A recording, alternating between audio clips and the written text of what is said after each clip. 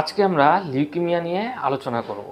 তো লিউকিমিয়া জিনিসটা কি? সবার আগে বুঝতে হবে যে এই লিউকিমিয়া দু ধরনের হতে পারে। একটা হচ্ছে অ্যাকিউট লিউকিমিয়া আর একটা হচ্ছে chronic leukaemia. Acute leukaemia mostly যেটা দেখা যায় ঝড়ের গতিতে আসে, আর ক্রনিক লিউকিমিয়া অনেক দিন ধরে আস্তে আস্তে আস্তে আস্তে গ্র্যাজুয়ালি ডেভেলপ করে।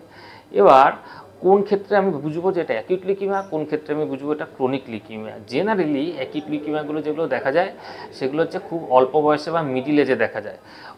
ওল্ড এজেও যে হতে পারে না তা না, ওল্ড এজেও হয়। আর ক্রনিক লিউকিমিয়া মোস্টলি যেটা দেখা যায় ওল্ড এজে হয়। যত বয়স বেশি হয় তত বেশি আস্তে আস্তে আস্তে আস্তে ক্রনিক লিউকিমিয়া হওয়ার সম্ভাবনা বেশি থাকে।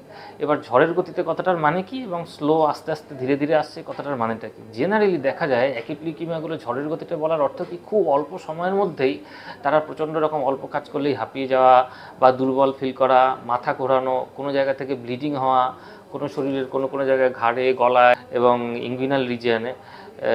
তো নানান নানান রকমের গ্ল্যান্ড ফুলতে শুরু করে, বড় বড় গ্ল্যান্ড ফুলতে শুরু করে। তারপরে পা ফোলা, অল্প কাজ করলেই হাঁপিয়ে যাওয়া, এই ধরনের জিনিসগুলো যখন ডেভেলপ করে, বা ধরুন ব্লিডিং হচ্ছে কোনো জায়গা থেকে, সেই ব্লিডিং কি না চামড়ার মধ্যে ব্লিডিং হতে পারে, যেমন কি সেক্ষেত্রে লাল লাল স্পট দেখা যাবে, বা অ্যাক্টিভ ব্লিডিং হতে পারে, যেমন কি রক্তবমি হতে পারে, বা পায়খানার দাঁত দিয়ে স্টুলের সাথে ব্লাড পড়া বা ইউরিনের সঙ্গে ব্লাড পড়া। এই ধরনের সিমটমগুলো থাকলে পারে তখন আমরা বুঝবো যে এই পেশেন্টটা অ্যাকিউট লিউকিমিয়াতে আক্রান্ত হওয়ার সম্ভাবনা থাকলেও থাকতে পারে। ক্রনিক লিউকিমিয়া জেনারেলি অনেক দিন ওল্ড এজে হয় এবং অনেক ধীরে ধীরে ধীরে ধীরে সিমটমগুলো প্রকাশ পায়। মোস্টলি যেগুলো হয় খুব দুর্বল, ক্লান্তি, অল্প কাজ করলেই হাঁপিয়ে যায়, এটাকে আমরা বলি ফ্যাটিক। ফ্যাটিক জিনিসটা প্রচণ্ড রকমভাবে আসতে থাকে। মোস্টলি দেখা যায় পেটের বাঁদিকে আপার পোর্শনে, সেটা হচ্ছে যে একটা হেভিনেস ফিল করে। মানে কি আমরা টেস্ট করে দেখতে পারি যে পিলের সাইজটা মারাত্মক রকমের হয়ে গেছে আর কি। তো অল্প কাজ করলেই হাঁপিয়ে যায়, যেমন বললাম ঘন ঘন ব্লাড লাগা, রক্তের পরিমাণ খুব দ্রুত কমে যাওয়া, বা ধরুন গ্ল্যান্ড ফুলতে শুরু করা, এই ধরনের সিনারিওগুলোতে আমরা তখন ক্রনিক লিউকিমিয়ার পরে ভাববো। এবার অ্যাকিউট লিউকিমিয়া দু ধরনের হয়, অ্যাকিউট মাইলয়েড লিউকিমিয়া আর অ্যাকিউট লিম্ফোব্লাস্টিক লিউকিমিয়া। দুটোই খুবই সাংঘাতিক রোগ, যত তাড়াতাড়ি সম্ভব সেটার চিকিৎসা করতে হবে ইনভেস্টিগেশন করে। অ্যাকিউট লিউকিমিয়ার মধ্যে অ্যাকিউট মাইলয়েড লিউকিমিয়াটা জেনারেলি আস্তে আস্তে যত বয়সটা বাড়তে থাকে তখন অ্যাকিউট মাইলয়েড লিউকিমিয়া হওয়ার সম্ভাবনাটা বেশি থাকে।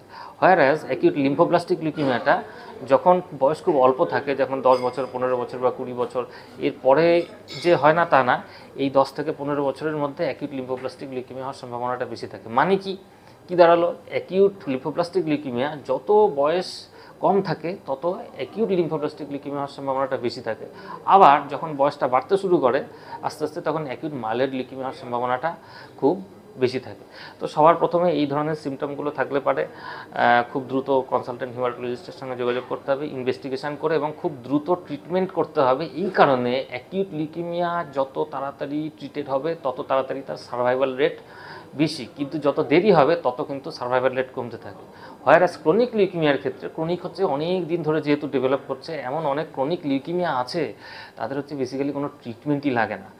কিছু কিছু আমাদের ইন্ডিকেশান আছে, যখন আমরা ট্রিটমেন্টের দরকার পড়ে ঠিক একমাত্র তখনই ট্রিটমেন্ট দিতে হয়। কাজেই সার্ভাইভাল এবং প্রগনোসিসের দিক থেকে কিন্তু অ্যাকিউট লিউকিমিয়ার থেকে ক্রনিক লিউকিমিয়া অনেক বেটার জায়গায় অবস্থান করছে।